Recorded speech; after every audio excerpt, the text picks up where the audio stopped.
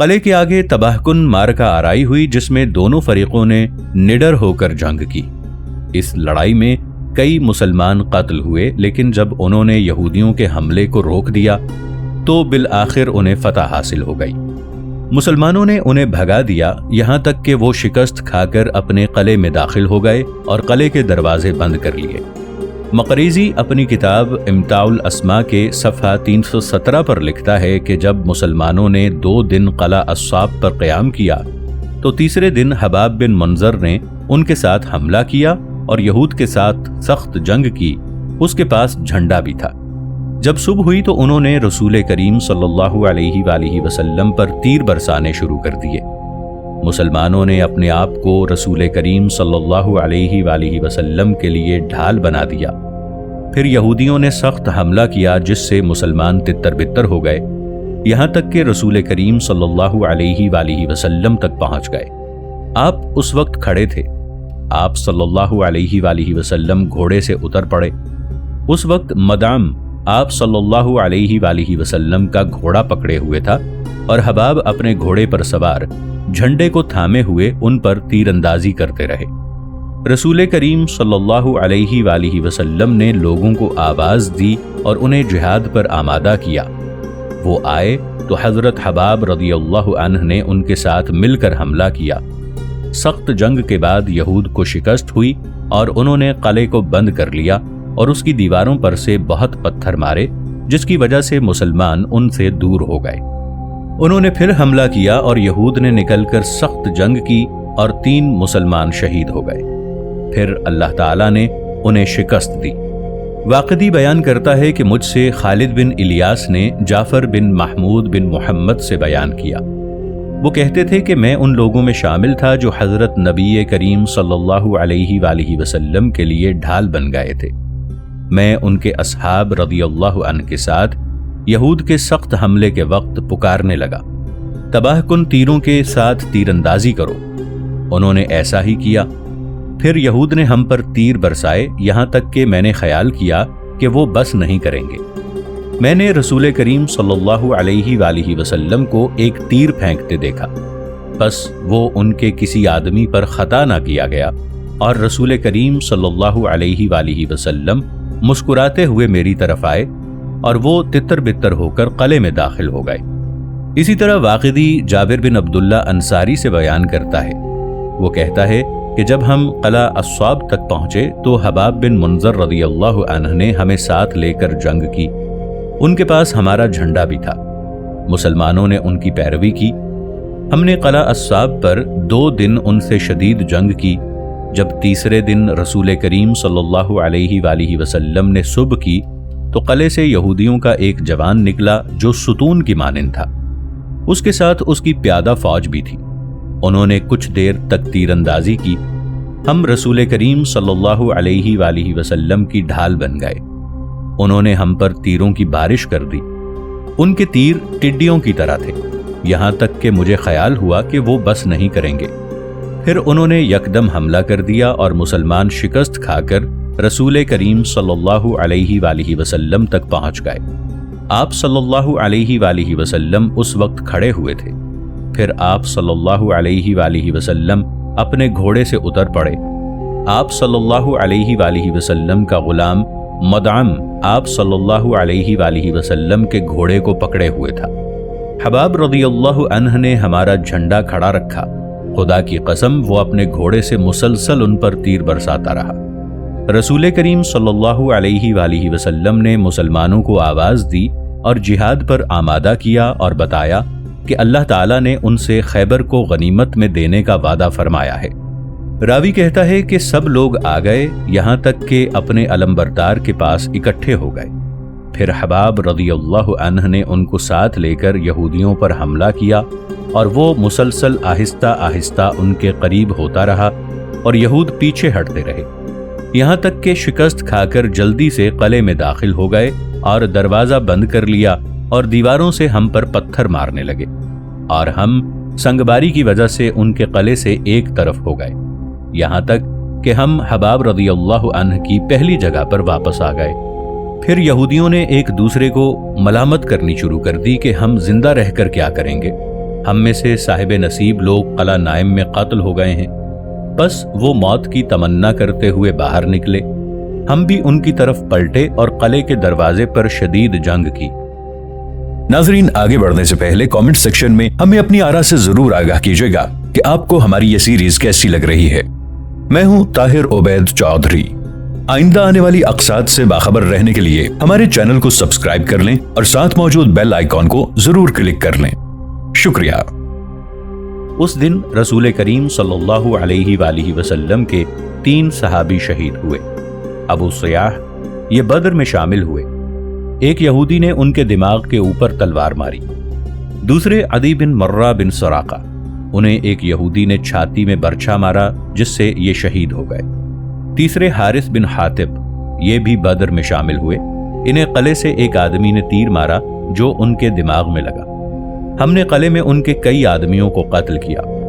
ہم جب کبھی ان میں سے کسی آدمی کو قتل کرتے وہ اسے اٹھا کر قلعے میں لے جاتے۔ سلام بن مشکم کا قاتل، قلعہ النطاط کے مارکوں میں سلام بن مشکم بھی قتل ہو گیا۔ یہ یہودان بنی نذیر کا ایک سردار تھا اور مرہب کے بھائی حارث کی بیٹی زینب کا خامند تھا۔ زینب وہ عورت ہے جس نے حضرت نبی کریم صلی اللہ علیہ وآلہ وسلم کے قاتل کے ارادے سے بکری کے گوشت میں زہر ملایا تھا۔ اس کی تفصیل آئندہ بیان ہوگی انشاءاللہ۔ اگرچہ مورخین نے بتایا ہے کہ سلام بن مشکم علاقہ النطاط کی ان جنگجو فوجوں کا سالار عام تھا جنہوں نے مسلمانوں اور یہودیوں کے سخت ترین معرکوں میں شرکت کی تھی، اور باوجود اس بات کے کہ یہ عظیم یہودی سالار النطاط کے معرکوں میں قتل ہوا تھا، ہماری معلومات کے مطابق کسی ایک مورخ نے بھی یہ بیان نہیں کیا کہ اس کا کوئی جنگی کردار تھا۔ ہاں، انہوں نے یقین کے ساتھ بیان کیا ہے کہ یہ النطاط کے معرکوں میں قتل ہوا تھا۔ صرف واقدی نے اس کے جنگ میں شامل نہ ہونے کی یہ وجہ بیان کی ہے کہ وہ بیمار تھا اور باوجود سخت بیمار ہونے کے اس نے قتل ہونے تک النطاط کو نہیں چھوڑا، حالانکہ اس کے ساتھیوں نے اسے علاقہ القطیبہ کی طرف بھاگ جانے کا مشورہ دیا تھا تاکہ وہ محفوظ رہے، اس لیے کہ یہود کے تجربے کار آدمی یہ توقع رکھتے تھے کہ القطیبہ کے لوگ مسلمانوں سے ہرگز جنگ نہیں کریں گے بلکہ ان سے مصالحت کر لیں گے۔ واقدی بیان کرتا ہے کہ عبداللہ کہتے ہیں کہ میں نے ابراہیم بن جعفر سے پوچھا کہ حارث کی بیٹی زینب نے رسول کریم صلی اللہ علیہ وآلہ وسلم سے یہ کہا تھا کہ آپ صلی اللہ علیہ وآلہ وسلم نے میرے باپ کو قتل کیا ہے۔ راوی کہتا ہے اس کا باپ حارث جنگ خیبر کے روز مارا گیا تھا۔ یہ یہودیوں کا بڑا بہادر آدمی تھا اور اس کا بھائی زبیر بھی اسی دن مارا گیا تھا۔ زینب کا خامند یہود کا سردار اور بڑا بہادر آدمی تھا۔ سلام بن مشکم جو بیمار تھا اور النطاط کے قنوں میں تھا، اسے کہا گیا کہ تم بھی لڑائی میں نہ پڑو، البتہ القطیبہ چلے جاؤ۔ اس نے جواب دیا میں ایسا کبھی نہیں کروں گا، اور بیماری کی حالت میں ہی مارا گیا۔ سلام بن مشکم ابو الحکم تھا جس کے متعلق الربیع بن ابی الحقیق کہتے ہیں، جس کا ترجمہ ہے جب انہوں نے تلواروں کے ساتھ ایک دوسرے کو پکارا تو ہم نے نیزہ باز سلام کو آواز دی، اور جب ہم اس کو آواز دیتے تو ہم دشمن کے سرداروں کو تیز زہر پلا دیتے۔ سلام بن مشکم ان کا سالار اعلیٰ تھا، لیکن اللہ تعالیٰ نے اسے بیماری لگا دی۔ یہود کی شکست اور قلعے کی فتح۔ اگرچہ حباب بن منظر رضی اللہ عنہ اور ان کے جوانوں کے سامنے سے قلعے کی مدافعت کرنے والے یہودیوں نے واپس آ کر دروازے بند کر لیے، مگر ان کو اضطراب اور پریشانی نے آ لیا اور ان کا مورال گرنے لگا۔ حباب بن منظر رضی اللہ عنہ نے ان کی یہ کیفیت دیکھی تو انہوں نے یہود کے اضطراب اور مورال کی گراوٹ کے موقع کو غنیمت جانا اور اسی وقت قلعہ اصعب میں داخل ہونے اور اسے فتح کرنے کا منصوبہ تیار کر لیا۔ اس منصوبے کے مطابق حباب رضی اللہ عنہ نے اپنے جوانوں کے ساتھ قلعے پر اچانک عام حملہ کر دیا اور قلعے کے اندر داخل ہو کر سخت جنگ کر کے اسے فتح کر لیا اور تمام اسلحہ اور غلے پر قبضہ کر لیا جو بڑی مقدار میں تھا۔ اس طرح اللہ تعالیٰ نے اس تنگی کو دور کر دیا جسے اسلامی فوج خوراک کی کمی اور طویل عرصے تک خیبر کے قلعوں کے محاصرے کی وجہ سے برداشت کر رہی تھی۔ قلعے کا دفاع کرنے والے بہت سے یہودی مارے گئے اور کئی قیدی ہو گئے۔ قلعہ الصعب میں غلے اور اسلحے کی کثیر مقدار پر مسلمانوں کا قبضہ۔ کثیر غذائی مواد پر قبضہ کرنے کے علاوہ اس قلعے میں مسلمانوں نے زیر زمین بہت سا جنگی اسلحہ مدفون پایا، جس میں زرہیں، تلواریں اور منجنیقیں بھی تھیں۔ یہ گولہ باری کرنے والے ہتھیار ہیں جن کا کام قلعوں کو تباہ کرنا ہے۔ اسی طرح انہوں نے جنگی آلات میں سے ٹینک بھی پائے۔ ٹینک بچاؤ کرنے والا ترقی یافتہ ہتھیار ہے۔ اس دور میں اسے رومی اور ایرانی فوجیں استعمال کرتی تھیں، کیونکہ اس وقت وہ عالم میں ترقی یافتہ فوجیں تھیں۔ یہ بات کسی کو معلوم نہیں کہ خیبر کے یہودیوں نے یہ ٹینک کس طرح حاصل کیے، جبکہ اس وقت یا اس سے پہلے جزیرہ عرب میں انہیں بنانے اور استعمال کرنے کے متعلق کوئی آدمی بھی کچھ نہیں جانتا تھا، اور یہ کوئی مستعبد امر نہیں کہ خیبر کے یہودی انہیں شام سے لائے ہوں یا انہیں ان کے بنانے کے متعلق واقفیت ہو، اور جب انہیں اسلامی جنگوں کے متعلق پتہ چلا ہو تو انہوں نے مقامی طور پر انہیں تیار کر لیا ہو۔ پھر ایک دوسرا سوال پیدا ہوتا ہے کہ قلعہ الصعاب کے یہودیوں سے مسلمانوں نے جو ٹینک غنیمت میں حاصل کیے وہ حملہ کرنے والے ہتھیار ہیں، اور شہروں اور قلعوں پر حملہ کرنے میں ان سے کام لیا جاتا ہے۔ بس کیا یہودی مدینہ پر حملے کی تیاری کر رہے تھے اور انہوں نے مدینہ پر حملہ کرنے کے لیے یہ ٹینک تیار کیے تھے؟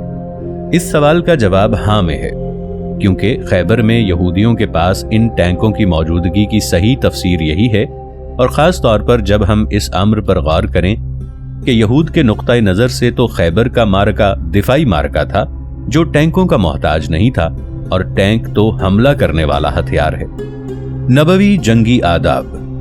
جب مسلمان قلعہ الصعاب پر قابض ہو گئے تو اس وقت رسول کریم صلی اللہ علیہ وآلہ وسلم کے منادی نے اعلان کیا کہ غنائم کی تقسیم سے قبل کوئی آدمی کسی چیز کو ہاتھ نہ لگائے۔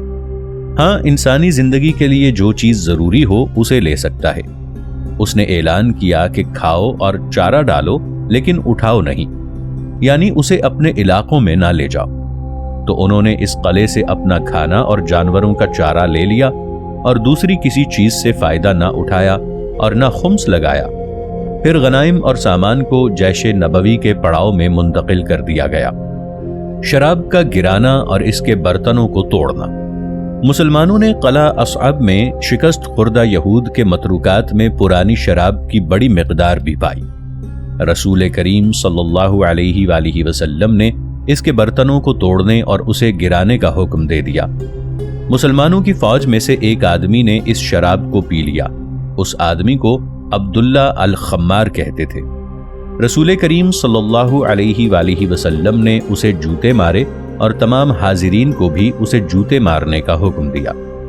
حضرت عمر بن خطاب رضی اللہ عنہ نے شراب پینے کی وجہ سے اس آدمی پر لعنت کی تو رسول کریم صلی اللہ علیہ وآلہ وسلم نے فرمایا، اسے لعنت نہ کرو، یہ اللہ اور اس کے رسول صلی اللہ علیہ وآلہ وسلم سے محبت کرتا ہے۔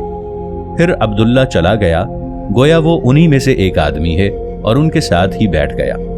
اسی طرح فوج نے قلعہ الصعاب میں تانبے اور مٹی کے برتن بھی پائے جن میں یہودی کھاتے پیتے تھے۔ رسول کریم صلی اللہ علیہ وآلہ وسلم نے فرمایا، انہیں دھو لو اور ان میں پکاؤ اور کھاؤ اور پیو۔ واقعی قلعہ الصعاب کے معرکے کے متعلق بیان کرتا ہے، ابی صبرہ سے جو خیبر کی فتح میں شامل تھا۔ پھر ہمارے علمبردار نے حملہ کیا اور ہم نے بھی اس کے ساتھ حملہ کیا، اور ہم نے یہودیوں کو قلعے کے اندر داخل کر دیا اور خود بھی ان کے پیچھے ان کے اندر داخل ہو گئے۔ جب ہم قلعے میں ان کے پاس گئے تو وہ بکریوں کی طرح تھے، جو بھی ہمارے سامنے آیا ہم نے اسے قتل کر دیا، اور ان میں سے ہم نے قیدی بھی بنائے، اور وہ پتھروں پر سے جدھر منہ آیا بھاگ کھڑے ہوئے۔ وہ قلعہ الزہیر میں جانا چاہتے تھے اور ہم نے انہیں بھاگنے دیا۔